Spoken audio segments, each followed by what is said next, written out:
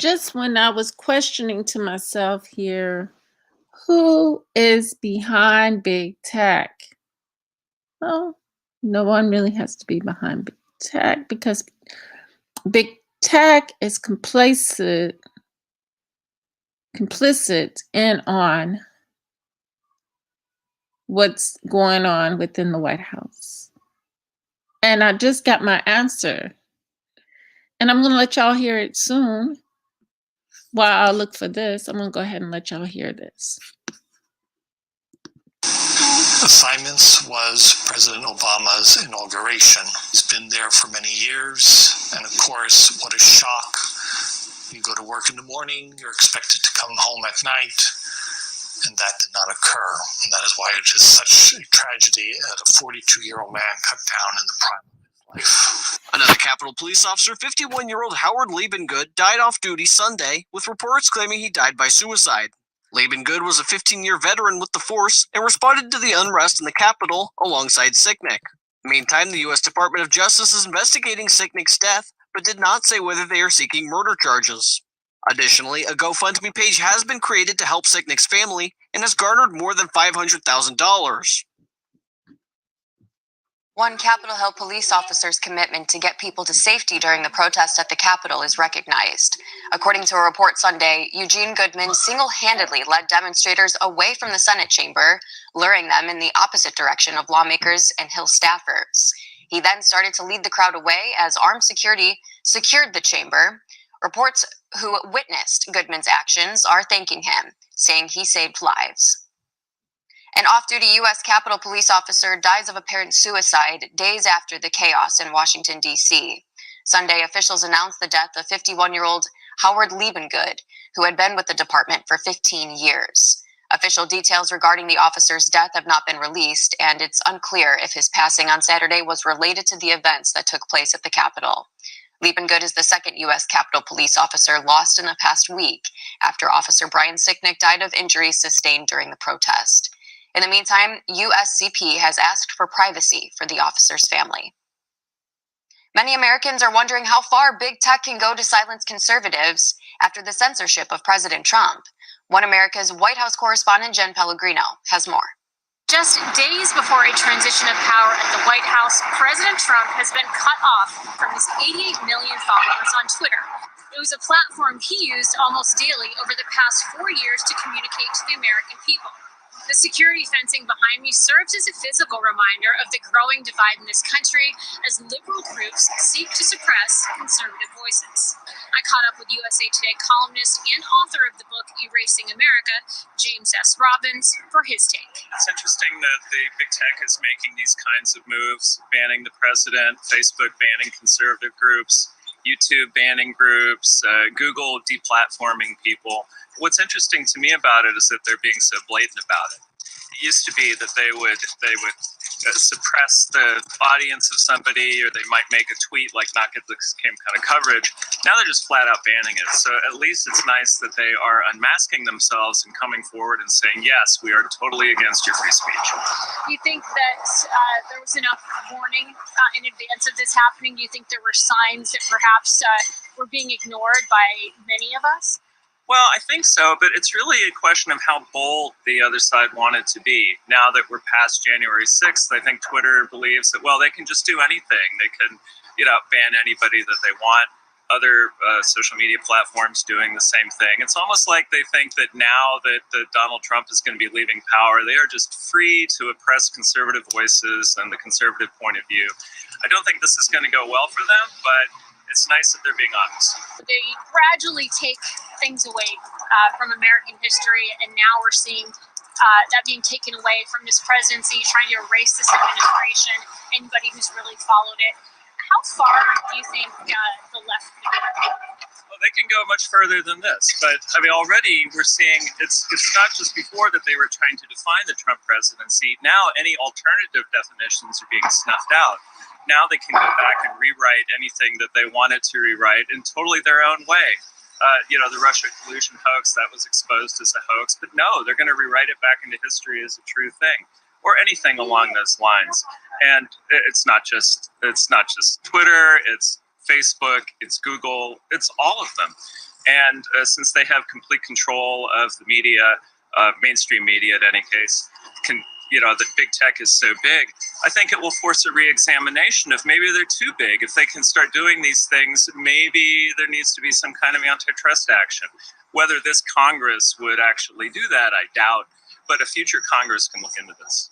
So Joe Biden is set to take the White House in just about 10 days.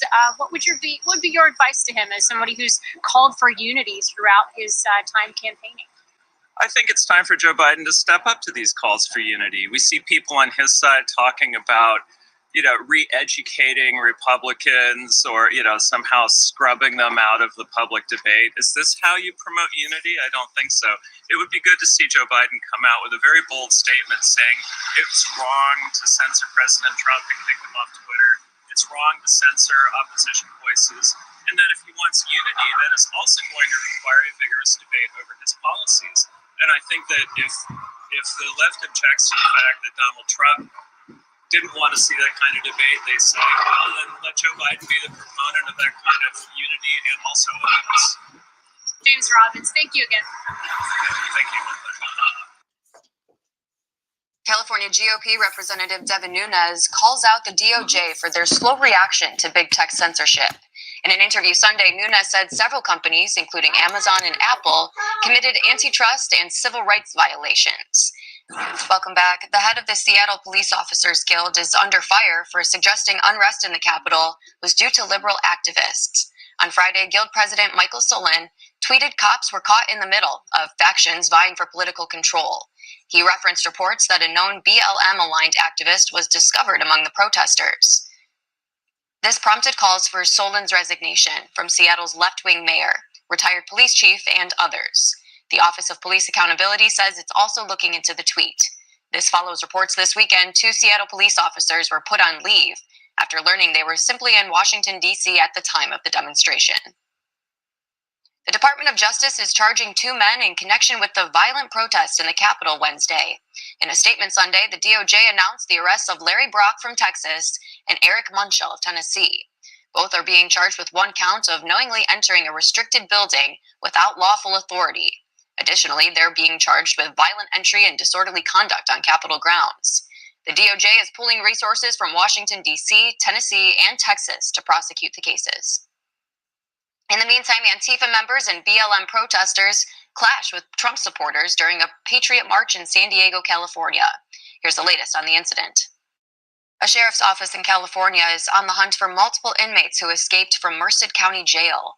Deputies reported early Sunday Atlanta Police Department reinstates high-speed chase policies for local officers. According, violent criminals are being released back onto the streets in cities across America, thanks to district attorneys that were bought and paid for by George Soros. One America's Pearson Sharp has more on how the billionaire is working to undermine our nation's justice system. Of the state in his home country of Hungary has poured over $220 million into domestic terrorist organizations like Black Lives Matter.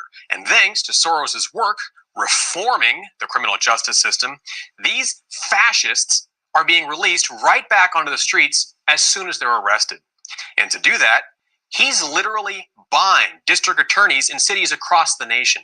These DAs are usually highly unqualified, such as the 2018 candidate for a district attorney that he spent millions backing in San Diego. Normally, these unqualified DAs wouldn't stand a chance against someone like Summer Stephan in San Diego, who has had decades of experience and is very popular with her community and with police for being someone fair and trustworthy.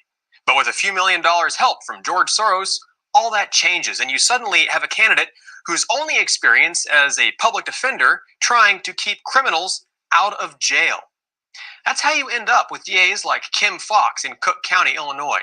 She won her election with money from Soros and then pushed through policies like not charging shoplifters who stole less than $1,000, which of course saw a massive surge in shoplifting. If only someone could have seen that coming. She's also the same woman who disgraced herself with the mishandling of the Jussie Smollett's hate crime hoax against himself last year. Soros also wants to degrade our quality of life here in America. We live too nice, too comfortably. We should feel guilty for living better than people in third world countries. If they can't live in clean cities, neither should we. San Francisco is a perfect example of this. We all know how the city has become a byword for degeneration, crime, homelessness, and filthy streets. So Soros gets people up for peeing or defecating in the streets. Imagine that. But what would you expect from a guy who was raised by parents who were not only members of the left-wing terrorist group, it really is a terrorist group, I'm not just being dramatic, but were also convicted for murdering 2 police officers and a security guard? You can't make this up. He stated in his campaign that he will not prosecute people for camping in the streets or blocking sidewalks or even soliciting public sex. And he's also on board for defunding the police. Of course, why would you need them? They aren't even allowed to do their jobs. And then you have St. Louis Circuit Attorney Kim Gardner, whose campaign got major boosting from Soros and who announced she was bringing felony charges against Mark and Patricia McCloskey. These are the people Soros and the Democrats want to be in charge of our justice system. For One American News, I'm Pearson Sharp. Florida Governor Ron DeSantis holds a press conference to discuss coronavirus vaccines. Sunday, DeSantis said 7 more vaccination sites have opened in partnership with places of worship. The sites can administer up to 500 doses per day as the state continues to prioritize seniors aged 65 or older. And so today, you're going to see 7 of these sites working today in conjunction with places of worship, many of them with predominantly African-American churches. So we have here in Lynn Haven, we also have Tallahassee, Hollywood, Fort Lauderdale, St. Lucie, Tampa, and Jacksonville. The governor added they're hopeful to get an additional 250. Still to come on One American News, diplomatic relationships between South Korea and Iran. This hour of One American News, I'm Emily Finn. It appears it isn't enough to remove conservative voices from Twitter, as now big tech is targeting free speech media site Parler. Here's more on the story. Tech giants Apple and Amazon suspend the free speech social media site Parler from their services. The move came Saturday over claims that the social networking site had not taken enough measures to prevent the spread of posts inciting violence.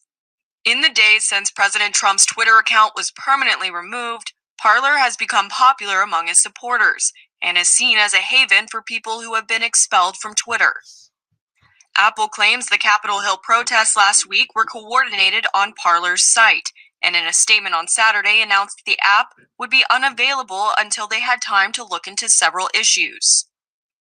The tech giant told Parler they would have to implement fact checkers on posts if they wanted to avoid suspension, accusing Google, Amazon, and Apple of trying to kill competition in the marketplace. This after Parler climbed to number 1 on Apple's App Store before being suspended. Mates said Amazon was shutting off their access to the server hosting service in an attempt to, quote, completely remove free speech from the internet. Mates says the ban was intentionally coordinated to inflict the most damage on President Trump. The president's eldest son, Donald Trump Jr., described the situation in a tweet as a purge of conservative ideas and thought leaders. This is a monopoly on free speech that these companies have. And of course, the Republicans, as always, they tuck tail and run. They don't fight for 230 reform. You know, they take the $5,000 check from Google. They go tell their constituents whatever they need to hear, that they're actually going to do something about the censorship of people from the religious right or people from the Second Amendment crowd. They do all that. Then they take the $5,000 check from Google and don't do anything. Mates says Parler will move to a new provider and that several are already competing for business. Meantime, conservative social media users in the U.S. have begun flocking to other apps and sites like Telegram and Gab because of what they call aggressive policing of political comments on Twitter and Facebook. And Mates says Parler will be back up and running in a week after it rebuilds from scratch. High-profile criminal defense attorney Alan Dershowitz says impeachment claims against President Trump won't make it to the Senate. Sunday, Dershowitz claimed the Senate has rules and wouldn't be able to conduct a proper trial in time. This as the Senate is not slated to reconvene until 1 day before Inauguration Day. And to reconvene earlier, all senators must agree to conduct business of any kind. However, Democrats in the House are planning to push ahead and hope to introduce articles of impeachment as soon as today. Former President George W. Bush's press secretary slams Joe Biden over his failure to take a firm position on congressional Democrats' push to impeach the president.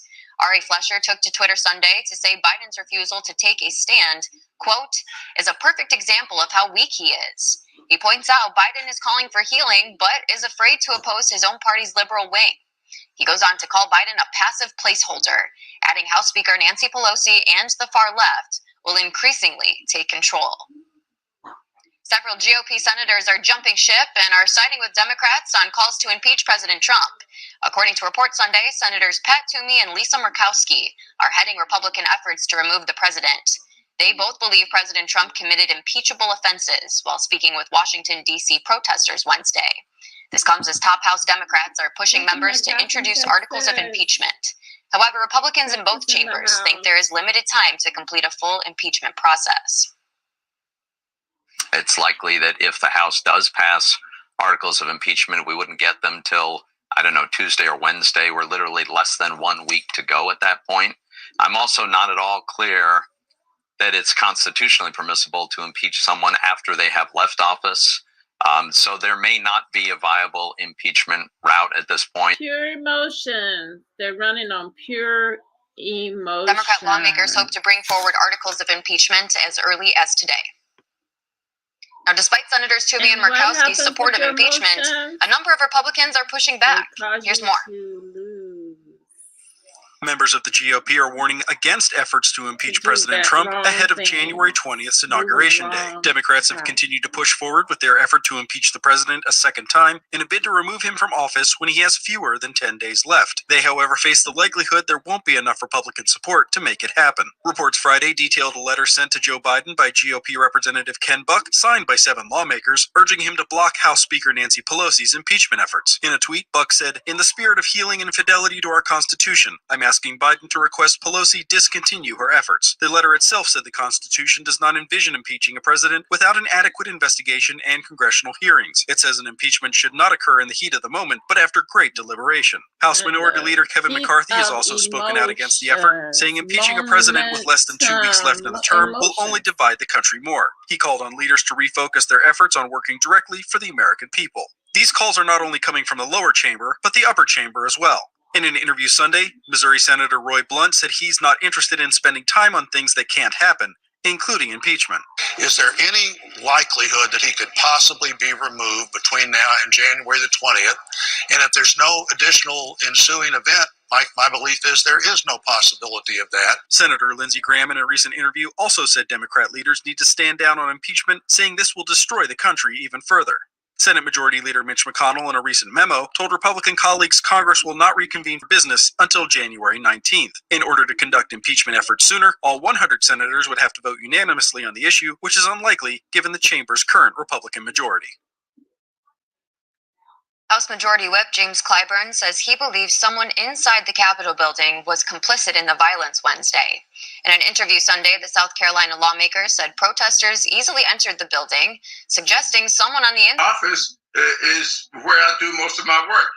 And for some reason, these people showed up at that office.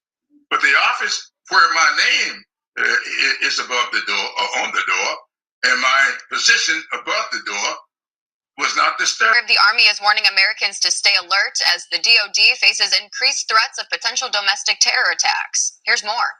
Crow Sunday, Secretary Ryan McCarthy relayed. Welcome back. Thank you so much for joining us on this hour of One American News. I'm Samantha Lomipal. On to more of our top stories today. High-profile criminal defense attorney Alan Dershowitz says impeachment claims against President Trump won't make it to the Senate. Today, Dershowitz claimed the Senate has rules and wouldn't be able to conduct a proper trial in time. This as the Senate is not slated to reconvene until 1 day before inauguration. And to reconvene earlier, all senators must agree to conduct business of any kind. However, Democrats in the House are planning to push ahead and hope to introduce articles of impeachment on Monday. And George Washington University law professor Jonathan Turley comes to President Trump's defense, saying he did not commit an impeachable offense. During an interview today, Turley said the president's speech ahead of when we can, so that I can share my screen, because I want to share this with you guys real quick. Let me get in here. Biden, it says here, because I want y'all to read this, because, I mean, they're not necessarily talking on it, but I want y'all to read this in particular. Hopefully y'all can see that in the camera. Okay. Y'all see that? Can y'all read that? Hold on. Let me get this here. It says, Biden caught red-handed in dirty plan of censoring Trump. The more they do, the more moves they make out of emotions with the momentum they're pushing forward will be how they give up their evidence. It's how they will tell on themselves. And it's how they get caught red-handed. Okay? So this is what we see. That's what we see in this article. But I want to go here to Afro Synergy's video he did a couple weeks ago. Where am I at? And deal with this.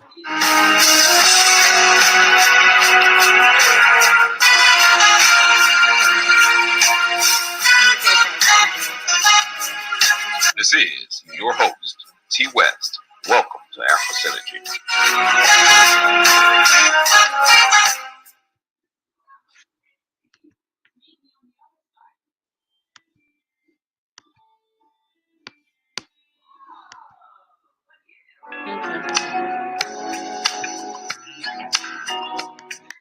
So I want to bring this up.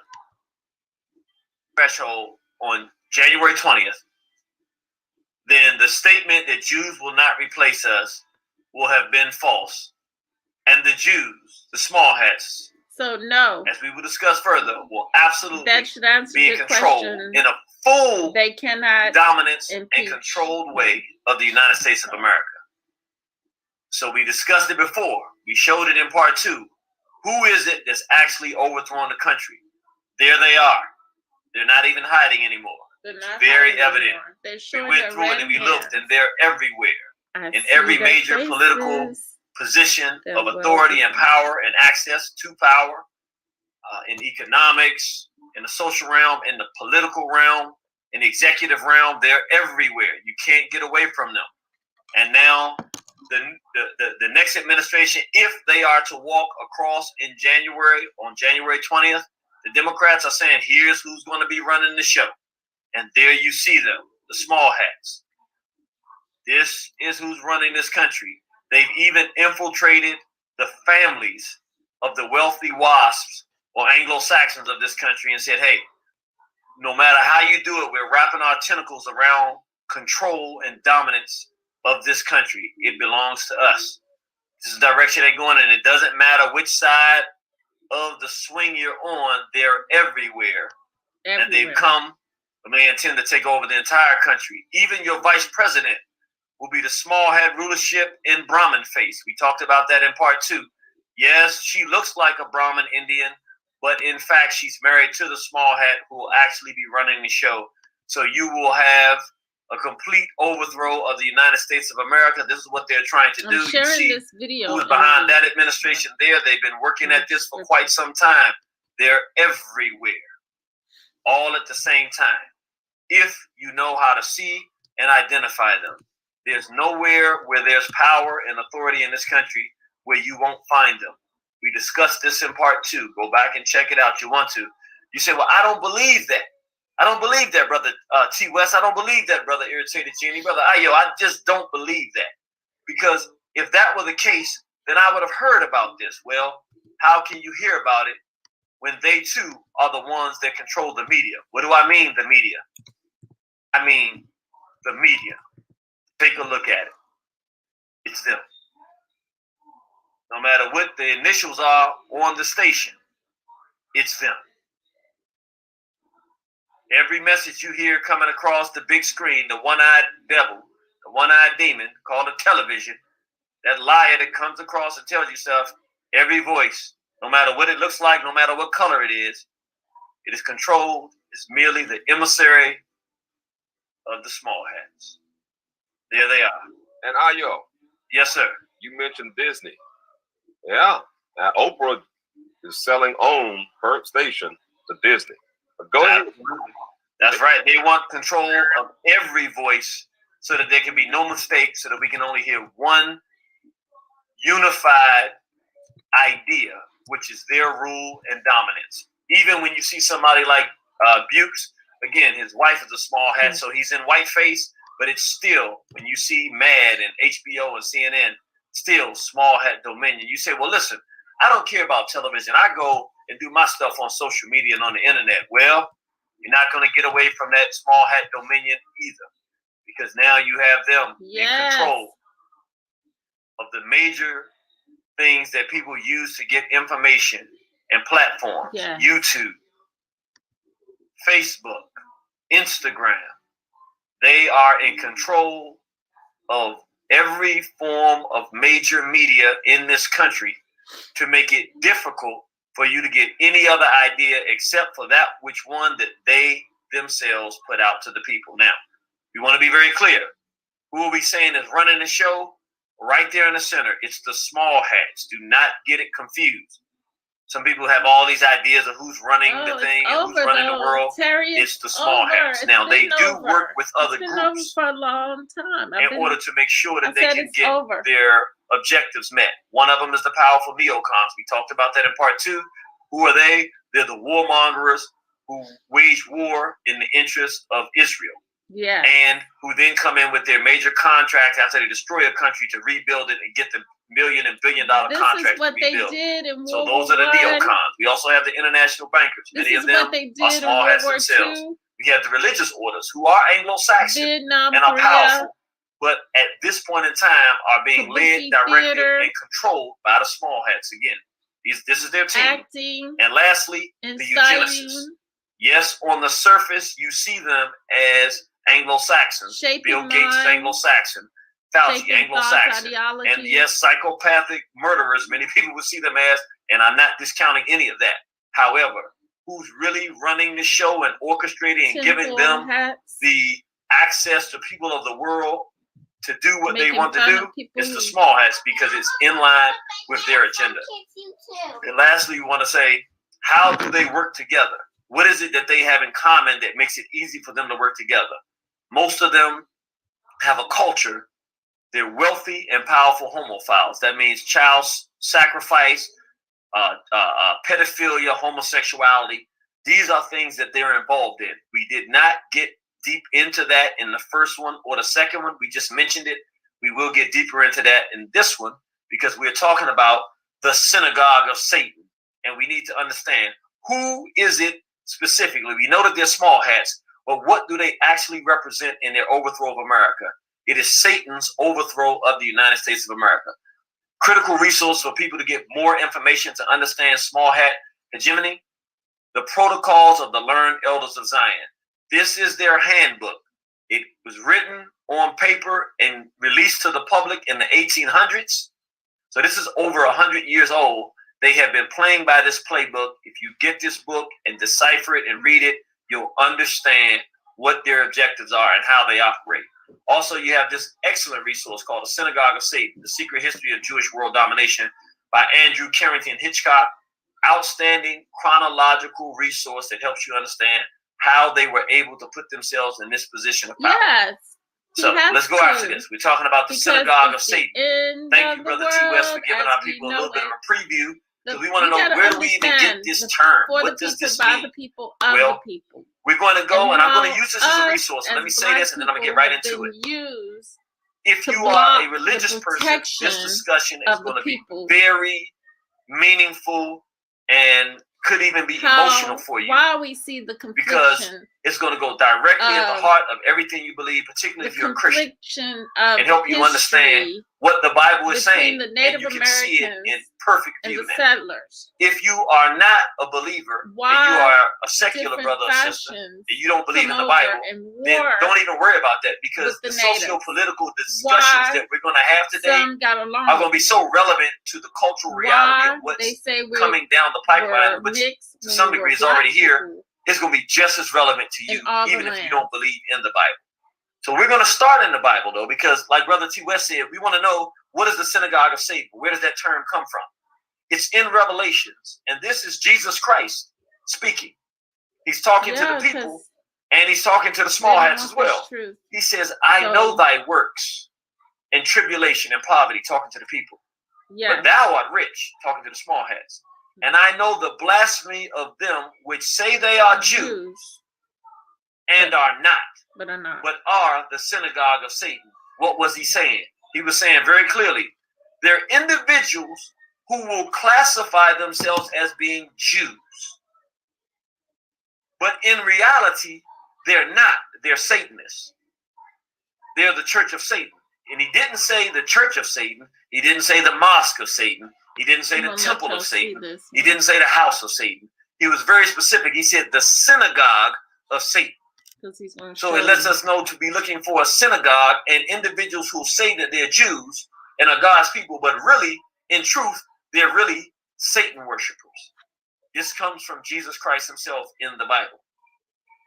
In John 8:44, he says, talking to the same group, the small hats, ye are of your father the devil. So he's saying, you're the devil's children. You're not only of the church of Satan, but you are of your father the devil. And the lust of your father you would do.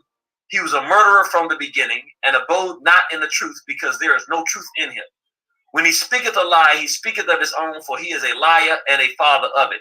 In other words, he's saying, you all don't spread misinformation because you've gotten misinformation from other people.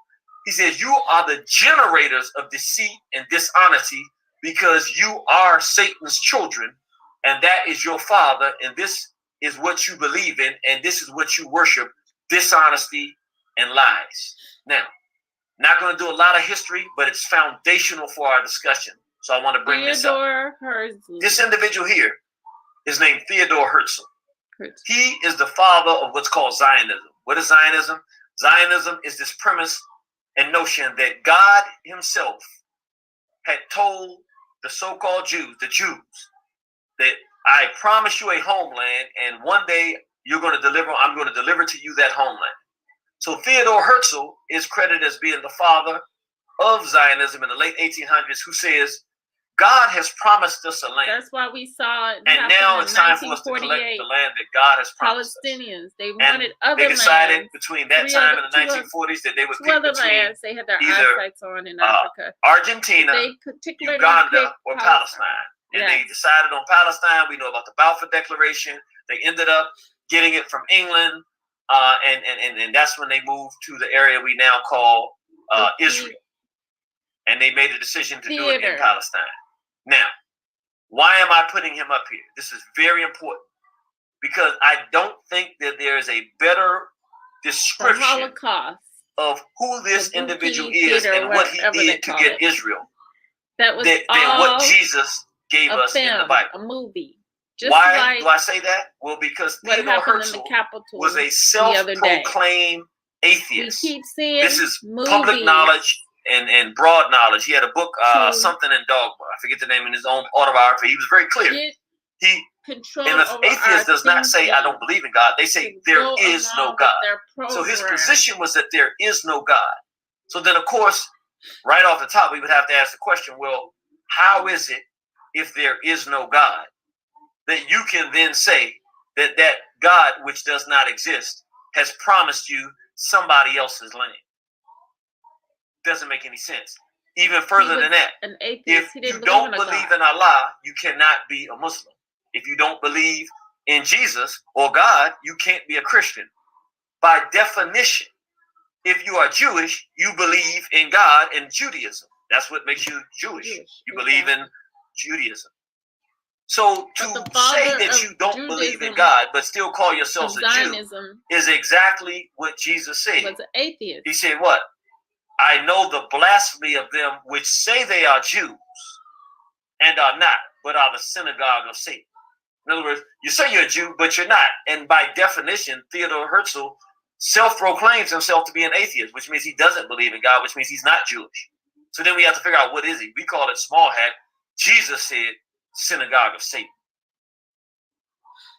And then we say, But why would you say that God himself offered you a homeland when you say there is no God? What did Jesus say about it? It was a lie. When he speaketh a lie, he speaketh of his own, for he is a liar and a father of it. In other words, he knew he was lying when he said that God offered him, because he doesn't even believe in God.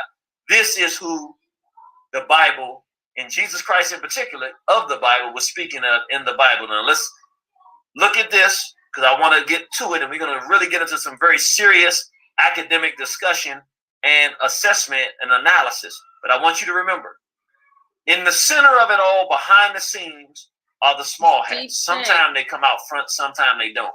You will see other individuals out front sometimes, but never forget, just because you see a white face or a black face or a yellow face or Hispanic face, if they're doing this type of evil that we now call the deep state, which is really, with this discussion, we'll say is the synagogue of Satan, always there's a small hat hand behind it. Remember that. Now let's go into their book, their handbook, their playbook about what they're going to do to overthrow the world and apply it to the United States of America. So in this protocol to the learned elders of Zion, one of the things they say is, we will destroy. They speak about how they're going to destroy nations. They say to produce the possibility of the expression of such wishes by all the nations, it is indispensable to trouble in all countries the people's relations with their governments, so as to utterly exhaust humanity with dissension, hatred, struggle, envy, and even by the use of torture, by starvation, by inoculation of diseases. Stop. They put disease in you. It's in, we're going to disrupt the government so bad and make the people dislike their government so bad. It's just going to be, it's going to be terrible. We're going to starve people. People are going to be hungry. They're going to be poor. There'll be hatred. And we're going to make sure we give them diseases to create great misery. It's right here. This is in the 1800s, brothers and sisters. Everybody watching. By want, so that they, the Goyim, who are the Goyim? Just look at it very simply. Anyone who is not a small hat, they classify as a Goyim, meaning a sheep or the herd, the cattle. Meaning you have no value, you're not even human, you're not a person, you have zero value. They can do with you as they will. As they would slaughter a cow, so too they have the right to do to you. So they say, so that the Goyim see no other issue than to take refuge in our complete sovereignty in money and in all else. So in other words, the way they're going to take control is to create such dissension between people and their governments that is so difficult that people just say, I give up. Let them take control. Kind of like what we see is about to happen on January 20th if nothing happens to prevent that. So exactly. Let's get into it. There may and likely will come a time in which we have both an airborne disease that is deadly. And in order for us to deal with that effectively, we have to put in place an infrastructure, not just here at home, but globally, that allows us to see it quickly, isolate it quickly, respond to it quickly. And it also requires us to continue the same path of basic research that is being done here at the NIH, that Nancy is a great example of. So that if and when a new strain of flu, like the Spanish flu, crops up, I'm laughing at how I said, but we keep theater. I'm trying to say. We've made the investment. And we're further along to be able to catch it. It is a smart investment for us to make. It's not just insurance. Well, if he knew this years ago, then that vaccine should have been done by then. Like this, particularly I don't trust it now, and I never would have trusted it then. A better example of an area where we should all agree in passing this emergency funding to fight Ebola. I don't know what happened to my screen, but some of the public health infrastructure that we need to deal with potential outbreaks in the future. Well, here's another part of this. So not only was $3.7 million given specifically by the U.S. government and the National Institutes of Health for studying coronavirus in these bats, but beyond that, we also now know that family, with that said, the department today, associated with the National Institutes of Health, come on of which Dr. Anthony Fauci is in control, had already been conducting experiments with the Wuhan lab in the past in regard to coronavirus. Always remember, Dr. Anthony Fauci's National Institute of Allergy and Infectious Diseases, NIAID, actually funded a study on that coronavirus, which was a project that included scientists at the Wuhan Institute of Virology, the Chinese